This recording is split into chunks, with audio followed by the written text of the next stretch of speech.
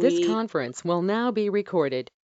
We are presenting and, or I'm sorry, we are recording. Dr. Rosalind Ramsey Goldman, the Solovey Arthritis Research Society research professor of medicine, got her MD from Case Western Reserve University School of Medicine and her MPH and Dr. PH degrees from the University of Pittsburgh. She completed her postdoctoral studies in rheumatology at the University of Pittsburgh. She's a member of the LSI's Medical Advisory Board, and LSI has been proud to support her research. Without any further ado, I want to present Dr. Rosalind Ramsey Goldman, and it should just take me a moment.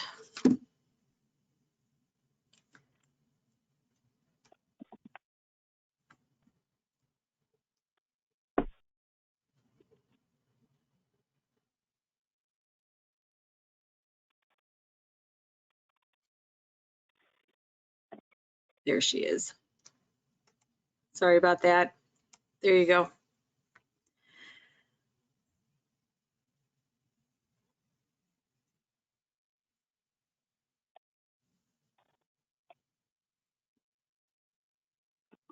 Good afternoon, everyone. I'm so glad that I have this chance to talk and connect with everybody today. I know you must have lots of questions. We have been receiving many in our office, and also all of my colleagues have been exchanging a lot of information. I do hope that you and your loved ones are doing okay, and I know this is a very difficult time in terms of coping, so I thought the information that we share today might help you manage better during these challenging times and the current crisis. I'm going to start with some of the questions. Many of them are lupus specific, so I thought that I would do that because they came up a number of times. So the big question, and what's been in the news a lot, is the concern about getting access to hydroxychloroquine, or its cousin called chloroquine, because we all know that that's a medicine that we use to help you manage your lupus. And a lot of the patient testimonials that I've seen on social media really document how important this medicine is to many individuals. So most of the questions relate to, can I get it? What if I have a problem getting it? Would it help me prevent the infection? Or if I got it, would it help me get through it? So I'll try to go through all of those questions. First, even though it's been publicized, there really are no studies that document that hydroxychloroquine will prevent the condition caused by the coronavirus called COVID-19. And there is no documented evidence that once you get the infection, that it is an effective treatment. Having said that, I know that there are studies that are either being planned or on the way in various places across the world that really want to try to answer those specific questions. Now, when you have lupus and you're already taking this medicine, is it going to make a difference? Either protect you from getting the infection, and we actually don't know that. And the second question would be, if you would get it, would it lessen the symptoms of the infection or the severity of the infection? And we don't know that either. But the things that I can tell you that we do know is that if you take this drug and a lot of the other medicines that you take to keep your lupus under control, the most important thing that all the doctors agree on is that it's really important for you to take your medicine. We don't want you to be flaring at this point, because if you flare, that means your immune system is overreacting, and that would mean that you could possibly get the infection or be more likely to get it or get it more severely. So we want you to get your medicine, and we want you to be able to take it. Now, I can also tell you that multiple organizations have banded together to write guidelines and position papers to talk to our policymakers and industry about the importance of making sure that we have enough of this medication for individuals who have an approved indication for it, such as lupus.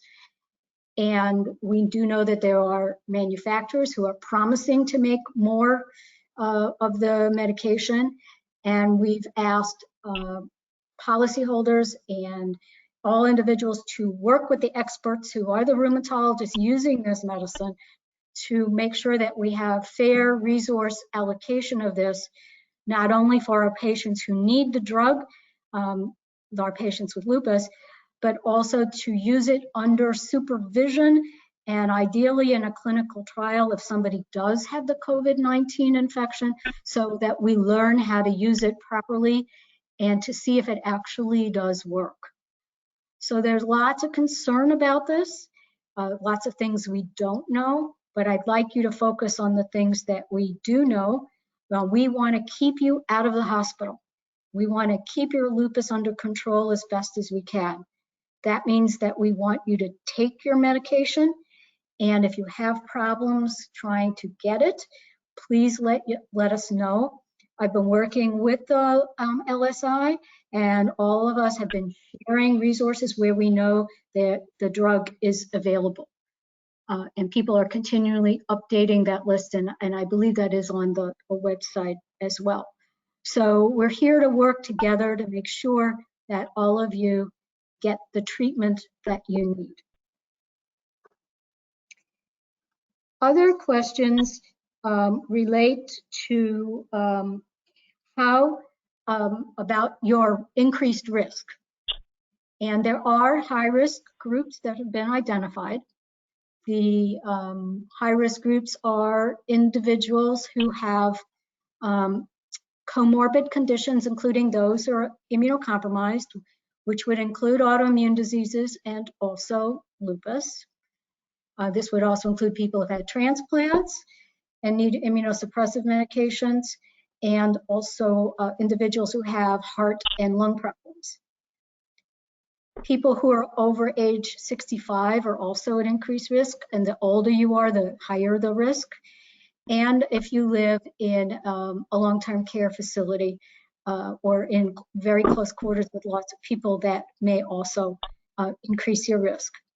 So based on what I told you, there is a concern that an immunocompromised patient such as lupus would have an increased risk. So what can you do about that?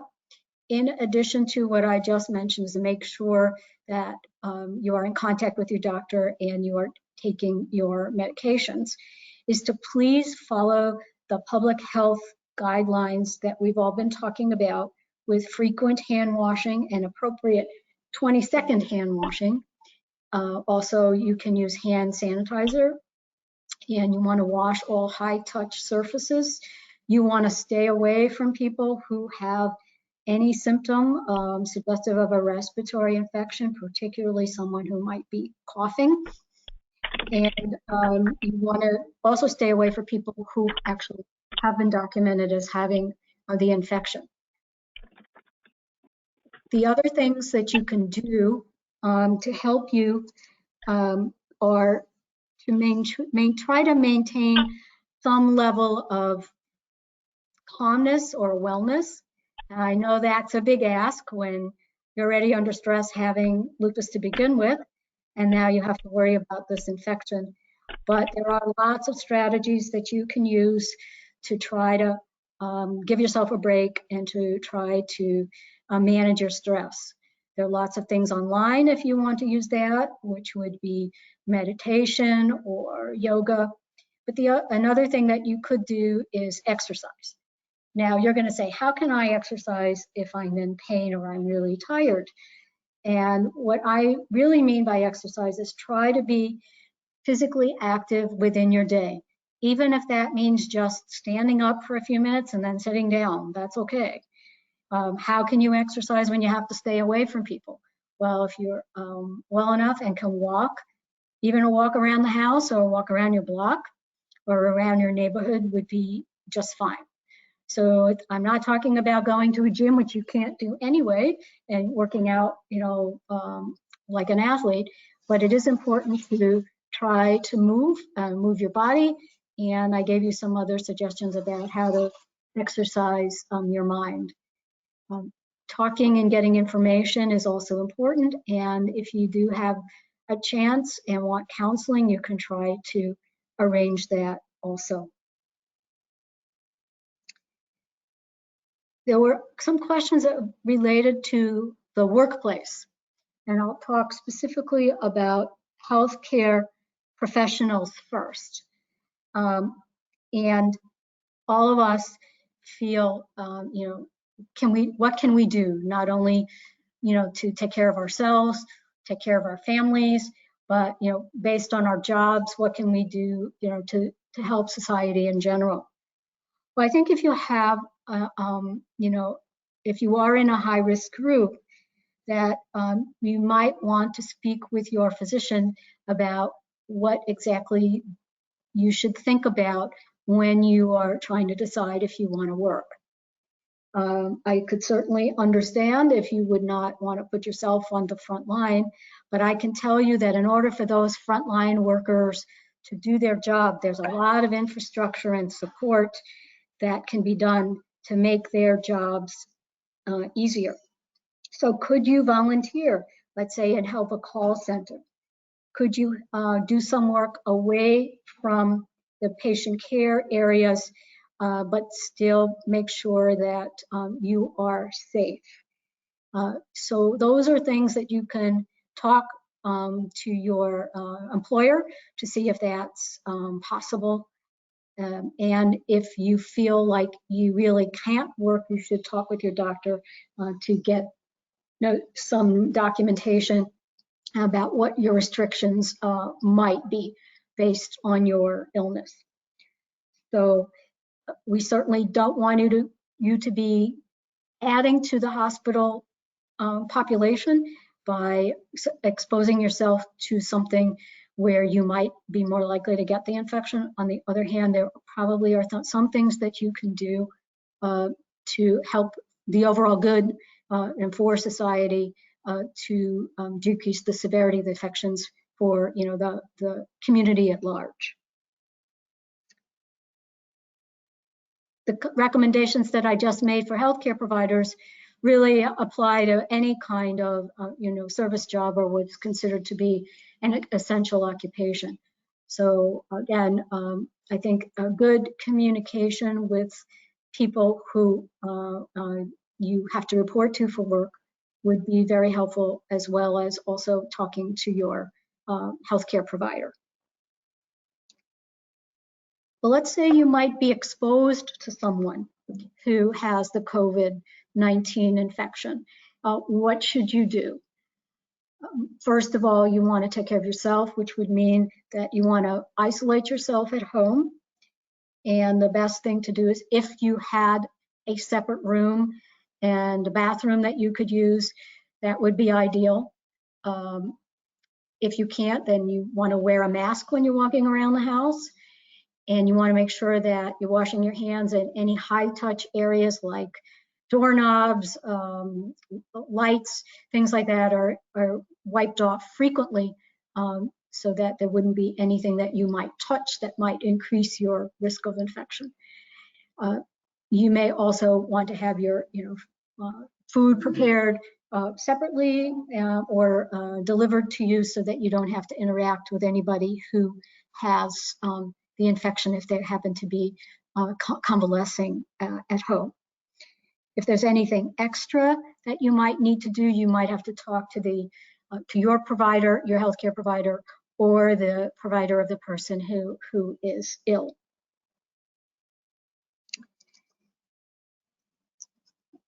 I'm going to go look through some of our other questions. Let's see. The next question refers to, do you have any information or advice about lupus patients who have actually tested for COVID-19 and what's their course of treatment and survival rate. At this point, we don't have any specific documentation about people with lupus who have COVID-19. I have to say anecdotally, which is just, lupus doctors communicating with each other, that I am pleasantly surprised that most people are not mentioning that they have a lot of people who are in their practice, who have the COVID-19 infection. I find that somewhat reassuring, but also all of us are working a lot, and so they just may not be able to communicate this. But at least at the first pass, it doesn't look like lupus patients are representing a large portion of the people who are infected or severely infected, but we definitely need much better information and so that I can give you a more precise answer. In terms of the course of treatment, again, I don't hear about lupus patients getting the most severe form and not surviving the infection. But again, that's not done in a structured way. That's just physicians sharing information. There is an international registry for all rheumatic diseases, and it includes lupus patients. And there are a small number of people in that, but the registry is only about 50 people so far. But I can tell you that the whole rheumatology global community is working really hard to understand what your risks might be so that we can revise and give you better recommendations moving forward. There are no specific treatments, for the COVID-19. There are several clinical trials, and some do include hydroxychloroquine, and you may also be on other immunosuppressive drugs. I think you really have to work with the healthcare provider who knows you best to know what to do with your medications. I'm not going to say for sure what would happen, but I would say that it's likely that they would continue your hydroxychloroquine, but with your other medications, depending on the severity of the infection and your personal circumstances, additional recommendations might be made based on the other medicines that you're taking, not only for lupus, but any other conditions. So I keep saying there's a lot unknown. I think that that's true. But there are some common sense things you can do, and I think that you will get more reassurances from your doctors who would know exactly what your particular circumstance might be. There is concern about that survival rate, and so I think one of the things that we are learning is that most people who get the infection may not even know they have it or will have it mild. So that means that the vast majority of people who get the infection are going to do okay. What you hear mostly on the news is all the bad news of the small group of people who don't do okay. I want to reassure you that that is not the usual path of how things go. Try to remember that the vast majority of individuals who do get the infection are going to be fine. They may be uncomfortable for a brief period of time, but they will get past. Another question sort of related to getting the infection is if you get it once, are you protected thereafter, like if you get other infections? And we don't know that either. I think you're probably protected for some period of time, but other studies are tracking or will be tracking antibodies that they can measure in the blood to see if you've had the infection and if you've developed immunity, and also if that changes over time. So at this point, we think you're protected, but we need more information.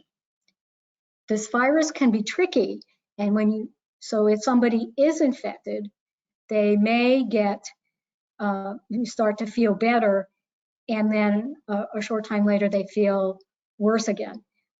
I suspect, and again, this is just my thought, that the infection hadn't cleared yet, and that is why it looked like they might have gotten it again. So it's really important to follow the instructions of the doctor should you have the infection, and how to take care of yourself moving forward. Now, I mentioned that I wanted you to be in touch with your doctors, and many of you have regular appointments with your doctors. So one question came up, I really want to talk to my doctor, and I was really scheduled to see them, and but I really don't want to go out with the orders by our governor to stay at home as much as possible. How do I sort of figure out, should I go, should I not go? And I can tell you that we are converting a lot of those visits to telemedicine at Northwestern, and I'm sure that other places are doing that too. And so if you have a scheduled appointment, it's likely that your doctor's office or clinic may call you and offer you the option of a telemedicine visit. And those are going very well for the ones that we've been doing in our office. So that's definitely an option that you should inquire about, because if things can be taken care of where you can minimize your time outside and you can respect the social distancing to try to decrease the risk of infection for you and to others, that would be a really good idea.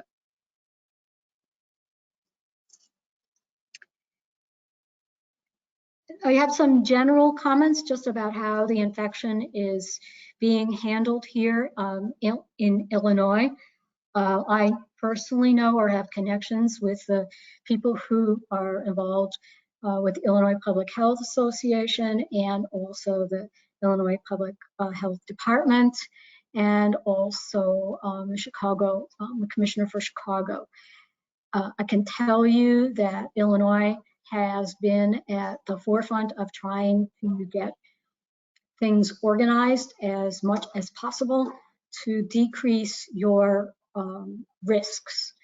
So the social distancing, closing of schools, only having essential businesses, closing the parks, playgrounds, or places where people could congregate are all important things. Illinois also had prepared for testing, and even though you may be hearing about testing or people being turned away from testing, part of the problem is having supplies to do the test, because there are places within the public health arena as well as clinics and now commercial labs who do have it. We just have to get the supplies in order to be able to run the test. But Illinois is set up to do a lot of those things.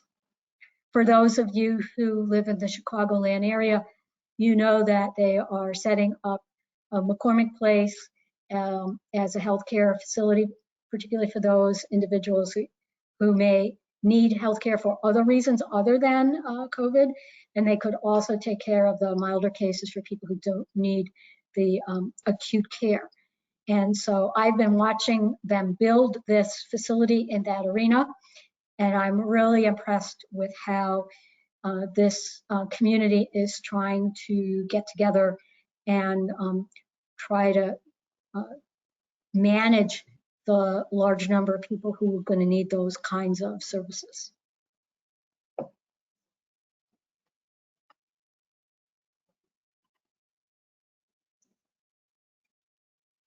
I'm going to ask Mary to let me know if any other questions have come through or if she has some questions for me.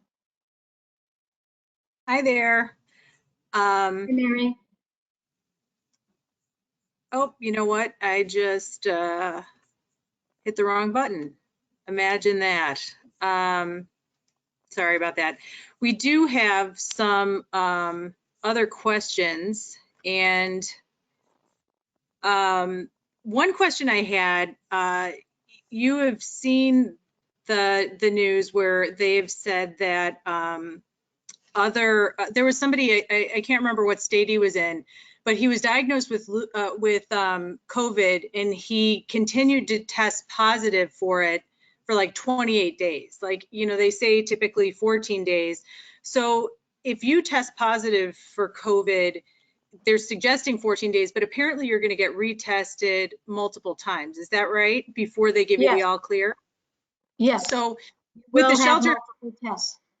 so for the people who are now sheltering in place, and are being very conscientious about not exposing somebody else in case they've been exposed, how will they, is there a way for them to know for sure without getting tested that they are symptom free, or are we just sort of in a holding pattern until we get enough tests?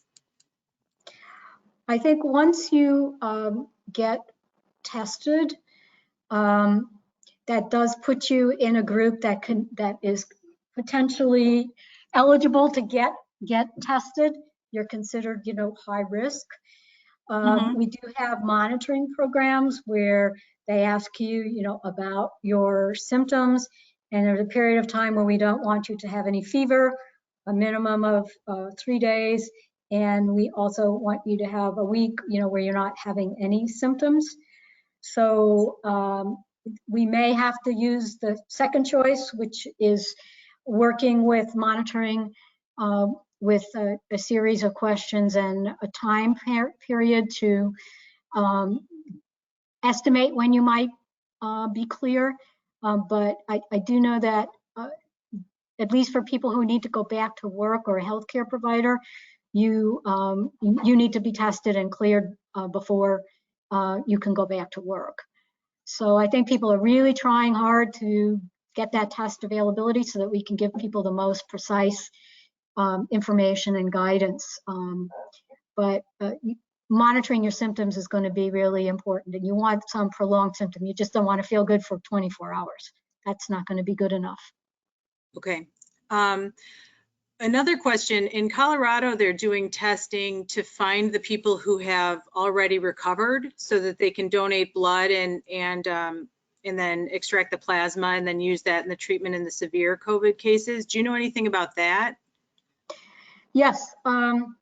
So, I mean, that what you're referring to is once you get the infection, or any infection for that matter, you make antibodies, and that's what I was talking about in terms of immunity and how long that lasts. So that would be similar to if you would have a vaccine. So the idea here is in the acute setting, and before we have a vaccine, is there some way that we can give somebody immunity, at least in the short term, to help them get over the infection? That's been tried in other diseases, and it theoretically sounds like it would be a good idea. It doesn't always work. But I think in this circumstance, until we have approved treatment, that certainly should be something to consider. When you do that kind of treatment, you have to extract that antibody from the blood. So there are procedures in place, and the facility has to be credentialed in order to be able to do that. And then you want to make sure that the product is sterile and has the one thing you want in there, which is the antibody. So there's lots of talk and lots of protocols that are being devised to work on how to do that. So even though it sounds like it's a good idea, and I think it is probably something worth trusting, worth trying, I think we have to do it in a controlled way to make sure that we give someone a safe product, and that we don't want to cause more trouble, but then also monitor to see if it actually works. We just don't want to be doing treatments because we think they might work and not do it under a controlled setting. Right, because you don't want to tell somebody it works and then it doesn't work for them. You don't want to give any kind of false hope. You want to have science-based information. So here's a question I have not heard before. Is there any validity around type O being less susceptible than type AB? I have not heard anything about the type of blood impacting your susceptibility to the infection.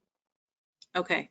However, I could look into that some more because I can talk to the blood bank people, and if I need, and actually a blood bank expert is sitting right next to me, and he said no. Oh, okay. I would trust that. It's nice to have connections right there in the kitchen. Yes, right here. I have expert information right in my house. Excellent. Okay, well, that's very interesting. And then today it came out that like having a conversation, you can transmit the disease. Do you want to talk a little bit about that? Because it's not really as easy as just having a conversation, right? Right. So there's been a lot of talk about droplets and aerosol and how close you can be, where that might increase your risk if you got exposed to that. So first I'll talk about aerosol. Aerosol refers to a medical procedure like inducing a cough or getting secretions somewhere from your airway system. So that's only done under medical supervision. So that's not something an average person would get on the street. So where you would potentially have an exposure would be droplets. And there's lots of talk about how long the droplets are present in the air, how long they might be present on some kind of surface, and what kind of surface. So that's partly what's driving the 6 feet apart thing, that if you're that far apart, it would be unlikely that if there was a droplet from somebody coughing who did not use a proper method to cover the cough, that should protect you. But just talking without spitting or, and if you're 6 feet away, just talking to somebody, that should not, and they're not coughing, that should not, really be a problem. Having said that, we all sort of touch our face all day long, and I'm totally a sinner there myself. That frequent hand washing is really important. And this is not just run a little water for a second or two. When they talk about really washing your hands and scrubbing your hands and the nails and so forth, and make sure you include your thumb, they mean it.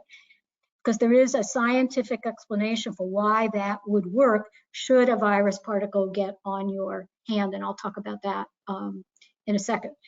And it's also important to wipe off with EPA-approved disinfectants surfaces that you might be touching frequently. So that those kinds of seemingly very simple strategies actually go a long way. Now, let me tell you why the hand washing works. You think, why should something so simple like that work?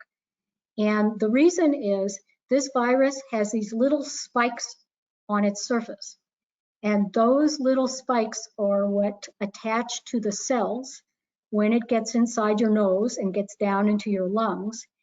And then it can get through the cell membrane, and then the virus replicates itself and then causes, its problem. When you wash your hands, you can get rid of those little spikes. And that's because the spikes are on like a fatty layer on the surface of the virus. And when you use soap, that breaks down that fatty layer so that the virus bursts apart, and then those little spikes go away and it can't attach to any of your cells. So there's a really good explanation for why that simple public health strategy goes a long way to helping you feel better, and also feel like you're doing something, and also that you are protecting yourself and your loved ones. So I heard that you don't need to use antibacterial soap because it's not a bacteria. Is that accurate? Yeah. What you want is the soap that breaks down the fatty lipid layer on that. So something is better than nothing. And so hand washing is the best. But even if you just have, an alcohol wipe, it's got to be 60% alcohol, that'll wash away some of it. But anything to clean your surfaces would be fine, but the first choice would be soap. Just okay. Plain old soap. Okay. Are there any guidelines or new guidelines for grocery shopping? Because, you bring, or if you get packages delivered, you bring something into your house, you don't know if it fell on the floor or somebody coughed on it. Anything that you know about that?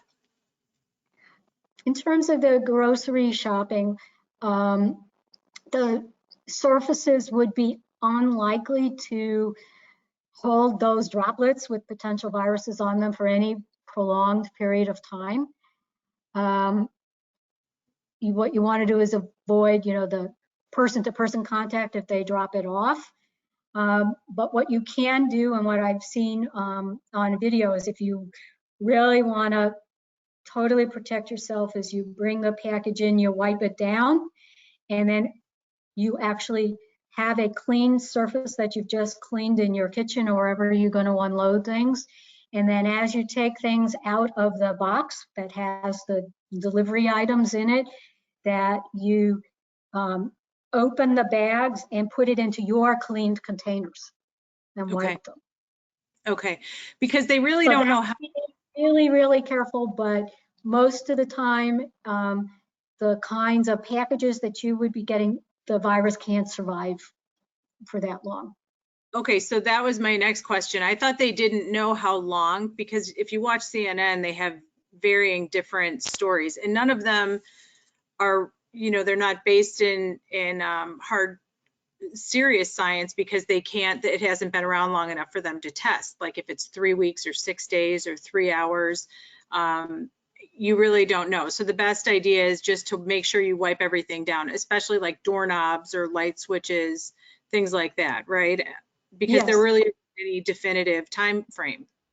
You are correct. I think that what they do is they sort of simulate this in artificial circumstances in a laboratory, and they see how long the viral particles might last, or these droplets, and they test it on different surfaces. That's different than the actual circumstance in the real world of where it might happen. So when they report that this might still be in the air for 3 hours, that's what they found doing an experiment in a lab. So you are absolutely correct. We really don't know for sure. We think it's unlikely, but people are still trying to test it, even if it is in the artificial circumstance of the lab. But if you want to be really safe, then you do the wiping, as I mentioned, and this has been on YouTube and it's been on the TV. And I think that that's, probably something where you could feel empowered that you're doing something to protect you and your family as much as possible. Right. Actually, the LSI Facebook page posted a how to wash your hands YouTube video, which was pretty amusing as well as educational. So I think that was on Saturday. We did get a question. Are there any COVID-19 positive patients with lupus that you know of? No. Okay. I personally don't know anybody who has that. Okay. Infection. So I think you said this before. We'll say it again because it's the #1 question. The HCQ, there's no solid evidence saying that it helps protect against the virus. Like that, there's just no real evidence that suggests that. But if you're on it, you should continue to take it, right? Yes, that's absolutely all of your correct. medicine. Okay. All right, great. The reason why this has happened is in the laboratory, they've showed in cells, so not in people, that it does, that hydroxychloroquine can enter the virus cell and, can kill it. It can get into cells and can kill it. So from the laboratory, again, another artificial circumstance that would suggest that might work. So, everybody really wants to do the right thing here and try to find a right treatment. So it's certainly reasonable, since there's a biologic plausible reason why it might work, to actually give it to patients who have the infection. But you want to do it so you understand if it really works or not. Right. Because it does have side effects. All of you know, if you're on it, that your doctors are always checking up on things and making you get eye exams and a bunch of other things, because we want to make sure that something is safe, if we're going to give it to you. So we do want you to take your medicine, because indirectly this is helping you, because if I keep your lupus under control, that means that your immune system is under control, so that we would hope that would also mean that you'd be less likely to get it. And if you do, it would be less likely to be severe. Again, these are my presumptions, that's not proven, but to me that makes logical sense, and that's what most of my colleagues are endorsing. Okay. So here's a question. In addition to the masks, would eyewear be recommended? Can the virus attach to your eyes and then somehow work through your body, or is face masks really the most important?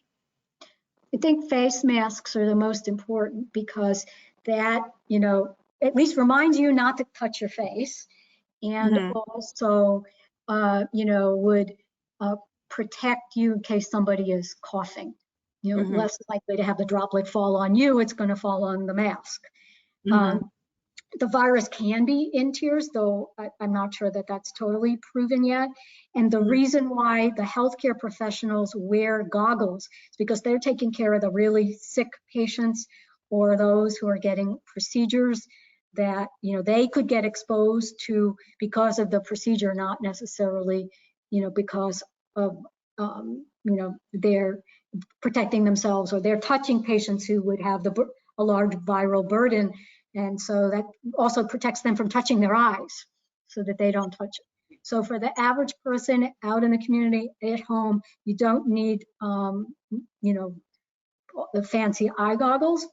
Wear your glasses, but it's the mask that I think had been, lots of give and take of whether you should use it, but I think people are talking about at least the regular surgical mask because we should have enough of those. What we don't have enough of is the other more sophisticated protective gear that our healthcare providers need who are on the front lines. Okay. So since you don't know any lupus patients who have COVID, I'd imagine that there's really no data on whether or not you're more susceptible to get COVID if you're in a flare. Any thoughts on that? We don't know specifically about that and this particular coronavirus, but we do know that infections can flare lupus, or if you have a flare, you might be more susceptible to getting other infections.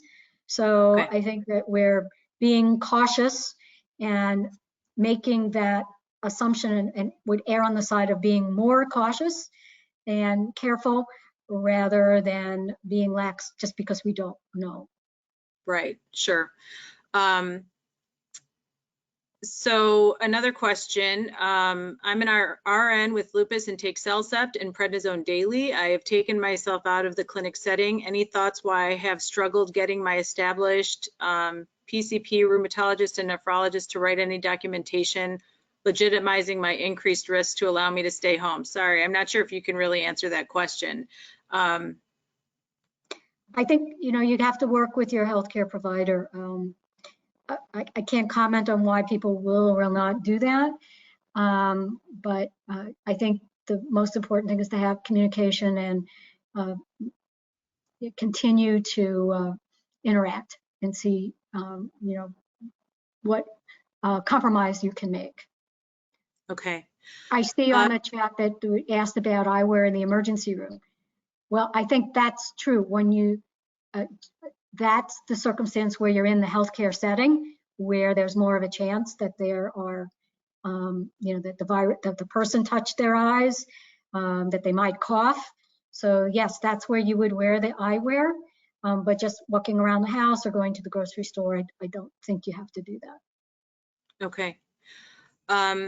And then we got a question. I had a bad lupus flare last year. In addition to lupus sebritis diagnosis, they also found out that I had MAC, Mycobacterium avium complex. If I get COVID, will it be worse for me? I can talk about your specific situation, and what your individual risk is. If you, in general, were sick a year ago and you've recovered and your lupus is under good control with your current medications, at this point, that's the best that we can do. If you are currently being treated for the mycobacterial infection, make sure you keep taking it. What we want to do is make sure that we are giving your immune system whatever it needs, whether it's lupus medicine or treating a chronic infection like that one, so that you overall are in a more even place and not sick at this time. Okay, we did just get a message, I believe, from another doctor in our medical advisory board who said that they have 2 patients with SLE and COVID. Just so Okay. people think that no one with lupus is getting it. That's not true. And I can tell you, I've talked to my friends in Italy, Spain, Turkey, and the UK, and everybody has 1 or 2, and not, you can't say a whole lot. Some people are not that sick and some people are sicker, but it's that sporadic at this point. So that was the point I was making before, is that I think half of our lupus, clinics were coming down with this infection. I think we would know it. Okay. There was a question, do you know if the masks ordered from Amazon are good for PPE? Do you have any thoughts on that? I really can't answer that question. Yeah. Sorry. I mean, PPE is the issues relating to PPE are changing by the day and where you get it, and I'm just not an expert upon which ones are good and which ones are not. And there's difference between what you might use in the community versus what you might use in the hospital. Okay. So on it seems like the states have completely turned around on the masks. Before they were saying only if you were sick or you thought you had symptoms, and now they're saying everyone. So I saw today on CNN, for what it's worth, that they were suggesting even bandanas would be beneficial at this point. So we all know that stress can cause a lupus flare, and there is a lot of stress right now. So do you have any thoughts or advice on wellness? Yeah, so I mentioned that earlier, but I think it's such an important point that I'm glad you brought it up again. Coping at a time like this is very difficult. So I would say take care of yourself. And we talked a lot about lupus specific things and infection specific things, but general wellness is also important. And the things that you could do, take a deep breath even, and just take even 1 minute at a time if everything seems overwhelming. I think we all feel very vulnerable at this point in time, so getting good and accurate information is the most important thing. It gives you some control over what you're doing and trying to keep up with things. You've just heard about the masking issue. Mask, no mask. So in some ways, too much information is not always helpful. You want to rely on reliable sources. And I know that the things that are posted on in your website, Mary, are, you've edited, and that's all really good. So I think people should be looking at that, and we would, I'm sure the medical advisory board, everybody is going to be giving you good information that you should feel comfortable sharing. I can tell you that the things that we're trying to do for the healthcare providers, I think are all things that you guys can try out there. And that is some mindfulness. You can do tapes, you can go online, you can use apps.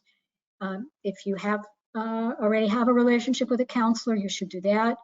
I think the other thing is just to stay connected, just doing something today and talking and sharing our concerns, are important, and make sure that you connect with the people that are important to you.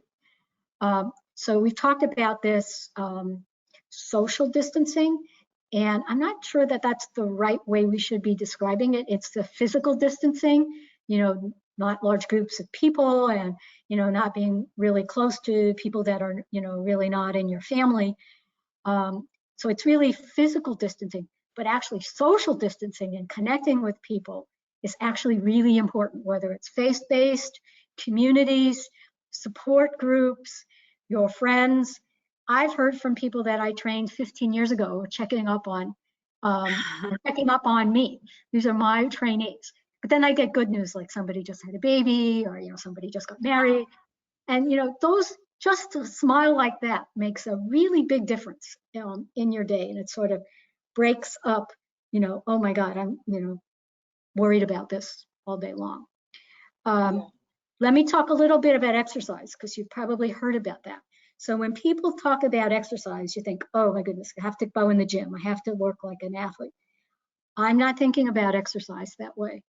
I've just talked to you about sort of exercising your mind to try to turn off the worry, or at least a part of it. But even just trying to be physically active within your day is good. So even if it just means that you're sitting up and you stand up for a minute or two, that's okay. Or walking around your house, that's okay. And if it's safe for you to walk around your neighborhood, then do that.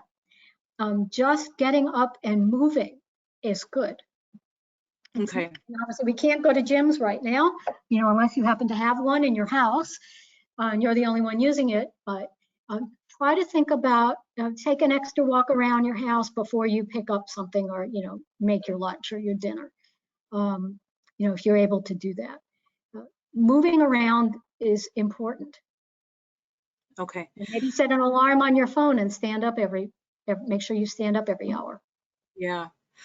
We did get a question from Kim. If you start coming down with the virus, is it best to stop your immunosuppressants? Will they cut down on your body's ability to fight the infection? At this point, you probably need to talk to your doctor about what would be right for you. And it may be that you stop your medicine, or depending on the severity of your symptoms, they may space out your treatments if you're getting infusions. So I really can't give you any specific advice, but that's definitely something that you should call your doctor's office right away and get For sure. Okay. some good advice Okay. about your particular situation. Okay.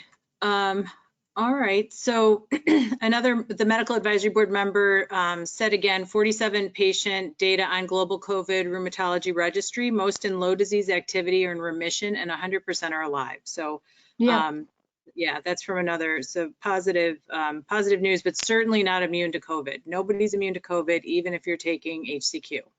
Right. Well, whoever shared that, thanks, because the last time I got that, there were maybe like 20 people in that registry. And again, it wasn't like it was, very bad, but yes, your point is well taken. Nobody is 100% protected, but it's not like everybody is getting it who has lupus. Okay, here's a question. Is there a mitigation plan for SLE patients over the next 12 to 28 months? Will a vaccine at this time also be potentially effective for SLE patients?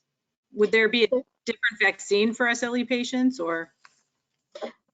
So let me talk about vaccines in general. We do recommend that you get age-appropriate vaccines for other things, including the flu. We do know that it's important to do whatever we can to decrease your risk of getting an infection, either the infection itself or to flare your lupus.